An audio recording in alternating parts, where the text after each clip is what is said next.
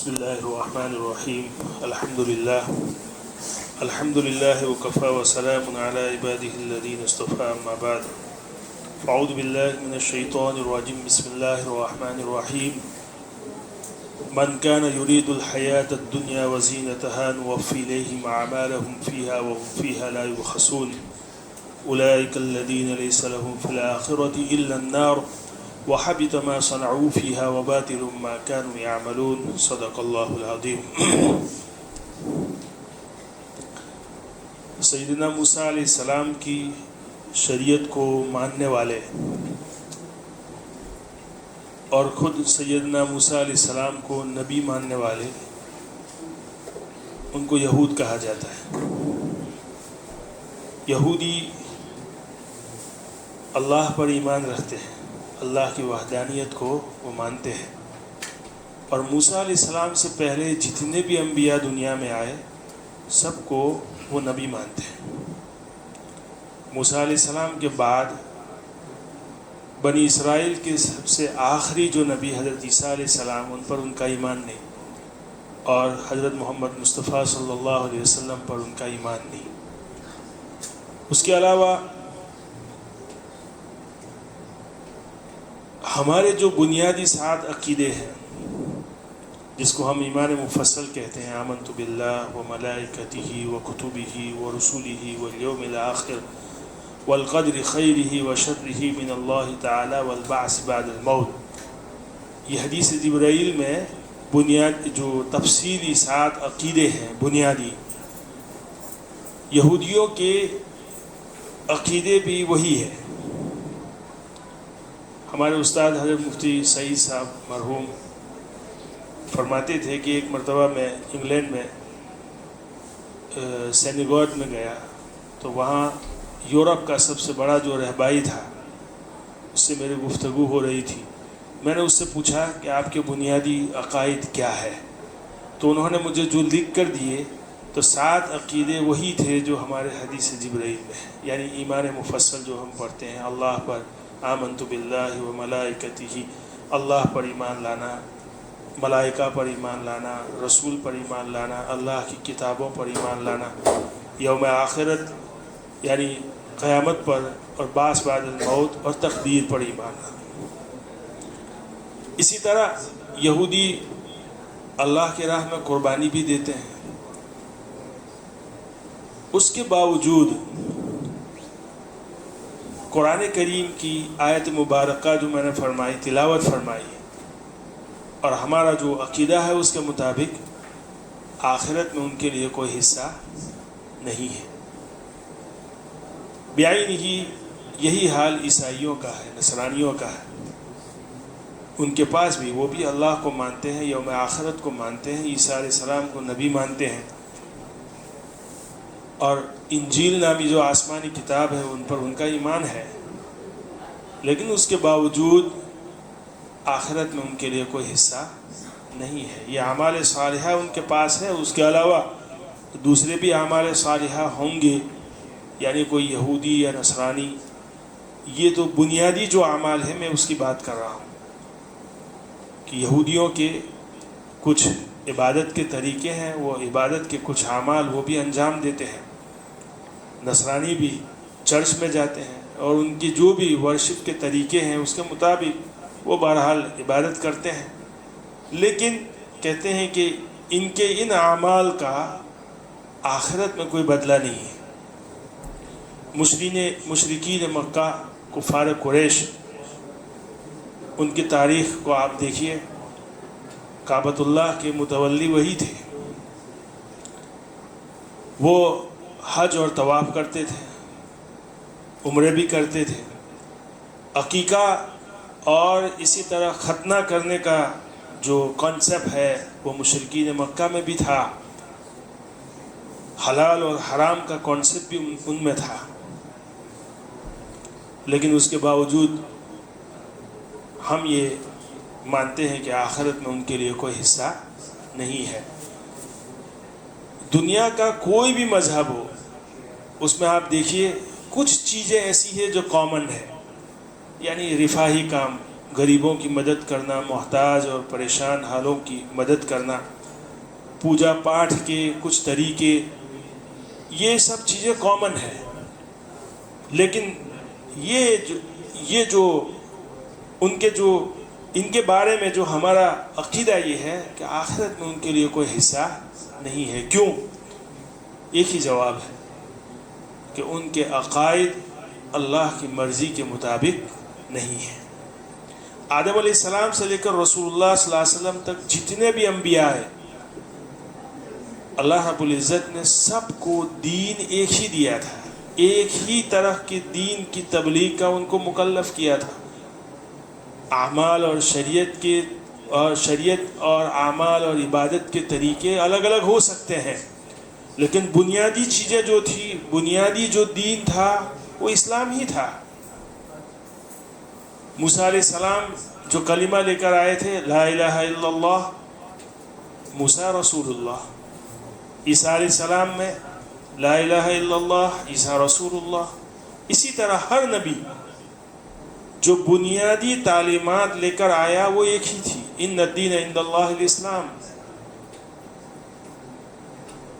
البتہ اعمال اور جو عبادت کے طریقے وہ مختلف تھے.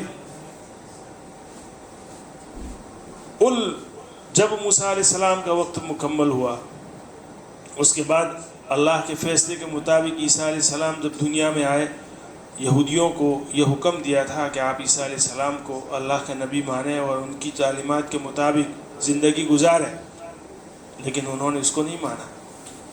چنانچہ یہ لوگ جو ہے گمراہ ہوئے، ان کو گمراہ گردانا گیا.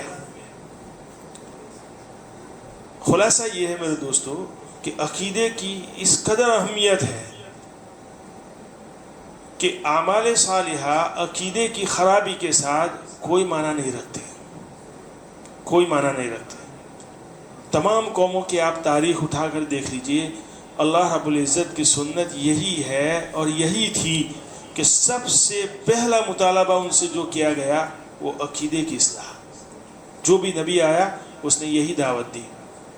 دین کی جو بنیادی چیزیں ہیں، اللہ پر ایمان، یوم آخرت پر ایمان، جو بنیادی 7 چیزیں ہیں، ملائکہ پر ایمان، یوم آخرت پر ایمان. رسول اللہ صلی اللہ علیہ وسلم کی سیرت کا آپ مطالعہ کیجیے. جو مکی زندگی ہے، مکی زندگی میں آپ صلی اللہ علیہ وسلم نے اپنی تبلیغ کا جو مرکز بنایا تھا وہ 3 عقیدے تھے: عقیدہ توحید، عقیدہ رسالت اور عقیدہ آخرت. 12-13 سال کی جو زندگی ہے، آپ صلی اللہ علیہ وسلم کی محنت کا مرکز یہی چیز تھی. نمازیں تو 2 ہی تھی شروع میں، ایک فجر کی نماز اور ایک عصر کی نماز. زکوٰۃ کے احکام، زکوٰۃ کا حکم تو آ چکا تھا لیکن احکام تو بہت بعد میں آیا. نماز جو ہے 5 نمازیں، یہ تو معراج کے بعد جو ہے فرض ہوئی. کہنے کا مطلب یہ ہے کہ احکام پر اتنی محنت نہیں ہوئی شروع میں. سب سے زیادہ جو ہے محنت آپ صلی اللہ علیہ وسلم نے اور صحابہ کرام نے کی اور دعوت جو دی لوگوں کو، وہ عقیدے کی. عقیدہ اتنا اہم ہے. اسی طرح قرآن کریم میں آپ دیکھ لیجئے، ٹوٹل سورتیں 114 ہیں. 114 میں سے 86 سورتیں ایسی ہیں جس میں عقائد کی تعلیم دی گئی. قرآن کریم کا بیشتر حصہ جو ہے عقائد کی تعلیم پر مشتمل ہے. اسی طرح قبر کے احوال پر آپ غور کیجیے.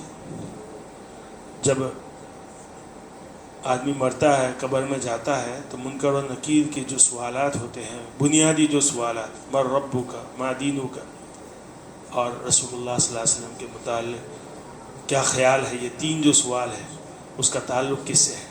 عقیدے سے. معلوم ہوا کہ عقیدہ بہت اہم چیز ہے. اس کے بغیر اعمال کی کوئی قدر و قیمت نہیں ہے. اصل میں آپ کو یہ بات بتلانا چاہتا ہوں. اب اس مختصر وقت میں ہم تمام عقائد کے متعلق تو بات نہیں کر سکتے. عقائد یہ سیکھنے کی چیز ہے.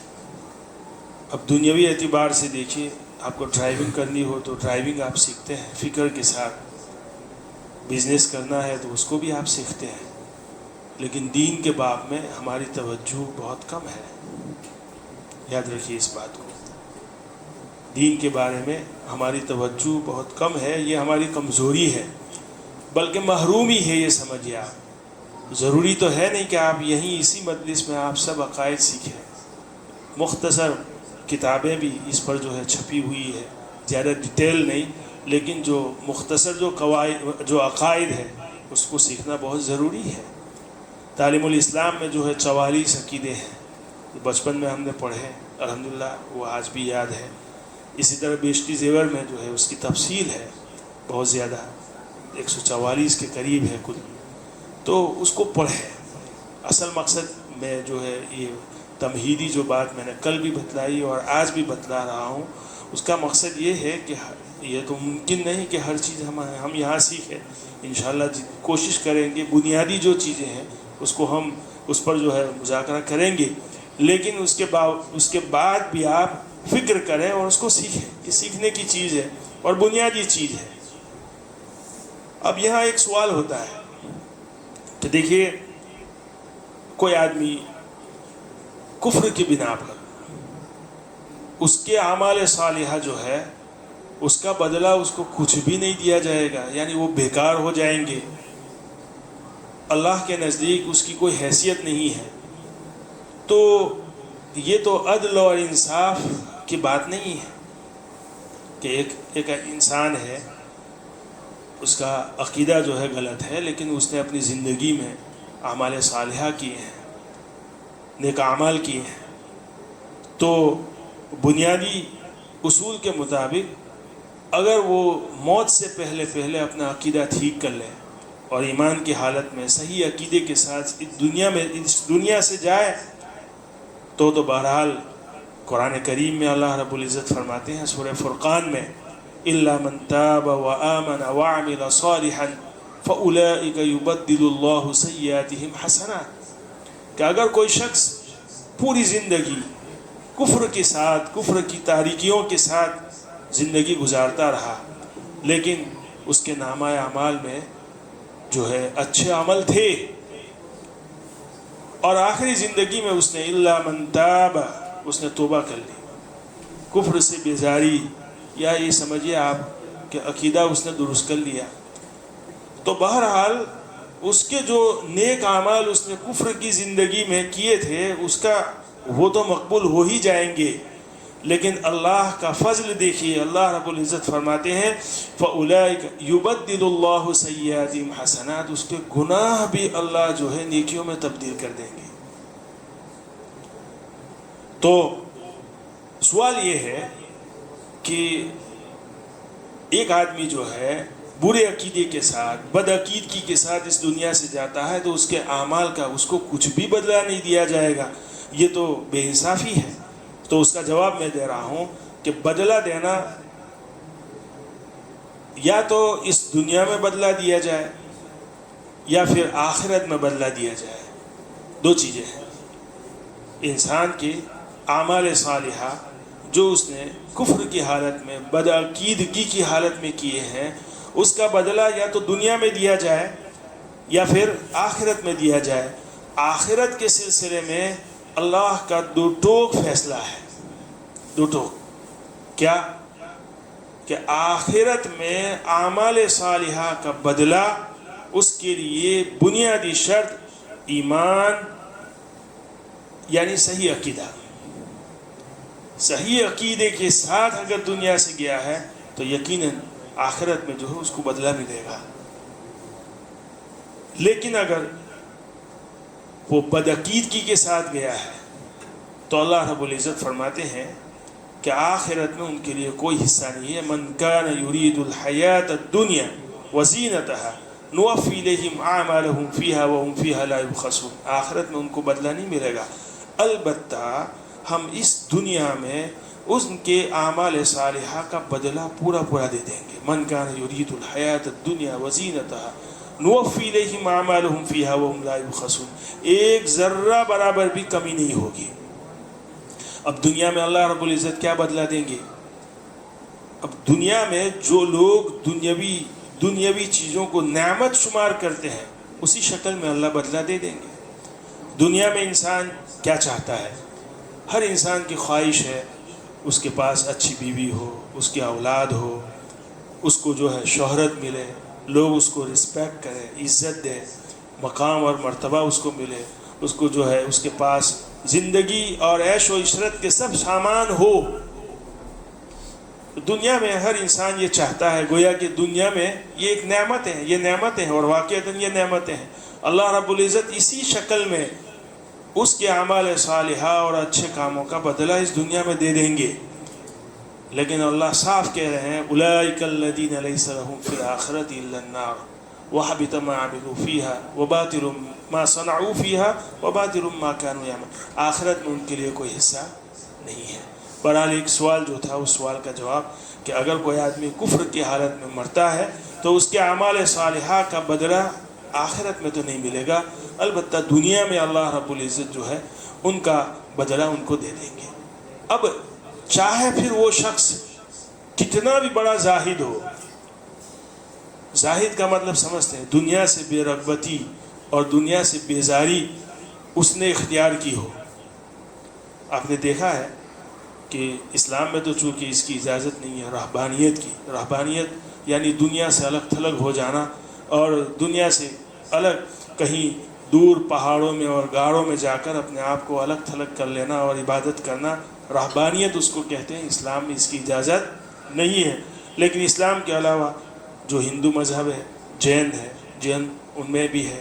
اور آج کل آپ نے دیکھا ہوگا ہریدوار میں جو مہا کمبھ میلہ چل رہا ہے، وہاں جو ننگا پن آپ نے دیکھا ہوگا، اللہ کی پناہ ایسا موقع جب آپ دیکھیں تو آپ یہ دعا پڑھیں رضیت باللہ ربا وبالاسلام دینا وبمحمد صلی اللہ علیہ وسلم نبی و رسولہ۔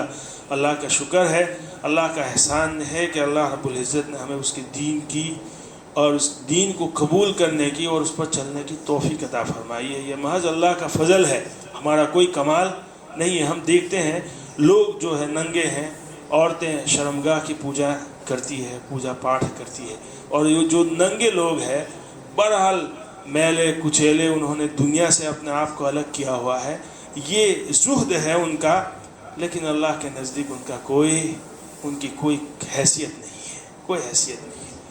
وہ دنیا سے بے رغبتی کا اظہار کرتے ہیں، کپڑے بھی نہیں ہیں ان کے بدن پر، میلے کچیلے ہیں، نہ بال ان کے جو ہے پراگندہ ان کے احوال ہے، لیکن اس کی کوئی حیثیت نہیں ہے۔ یہ تو خیر اپنے آپ کو مسلمان نہیں کہتے۔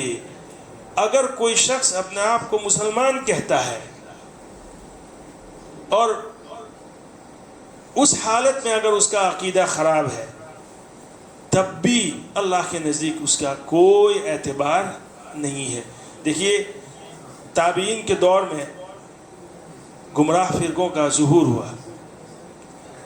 حسن بصری رحمۃ اللہ علیہ کے ایک شاگرد تھے واصل ابن عطا۔ چنانچہ اسلامی جو گمراہ فرقے ہیں ان میں سے ایک فرقہ ہے معتزلہ۔ یہ معتزلی تھی واصل ابن عطا، اور معتزلہ جو مذہب ہے اس کے بانی تھی، لیکن اس کا مطلب یہ نہیں کہ کوئی اہل خیر آدمی تھے، بہت بڑے عابد، بہت بڑے عالم اور بہت بڑے زاہد تھے۔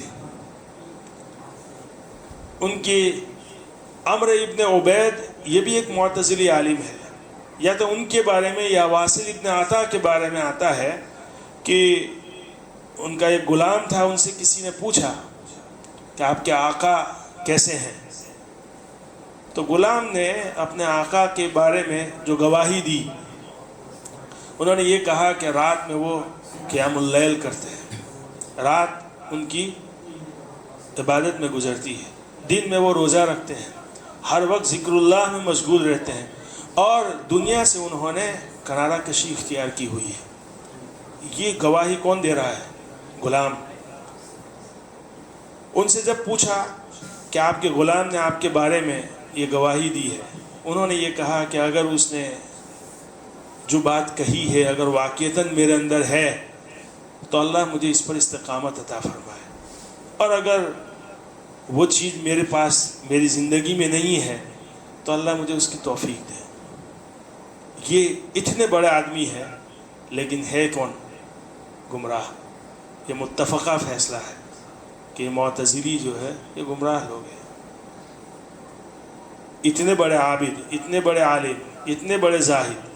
عمرو ابن عبید کے بارے میں آتا ہے کہ عباسی خلیفہ منصور نے ان کو بلایا اپنے دربار میں اور یہ کہا کہ آپ ہماری حکومت کو جوائنٹ کر لیجئے، ہماری کابینہ میں جو ہے آپ آ جائیے، کیبنیٹ کا حصہ بن جائیے، ہم کیا دیں گے آپ کو، عزت دیں گے اور بہت بڑا مال بھی دیں گے، بہت زیادہ۔ انہوں نے جواب دیا کہ دیکھیے مجھے دنیاوی عزت اور دنیاوی مال و دولت اگر مجھے چاہیے تو میں آپ کے دربار کا رخ میں کیوں کروں؟ اس کے لیے تو اللہ کا دربار ہے، میں ان کی طرف رخ کروں، لیکن مجھے اس کی کوئی ضرورت نہیں ہے۔ یہ جواب جب سنا منصور نے تو اس نے کہا کہ اگر ہر آدمی آپ کی طرح جو ہے زاہد ہو جائے، زاہد، زہد کا مطلب سمجھے، دنیا سے بیزاری، تو ہم لوگ حکومت کس پر کریں گے؟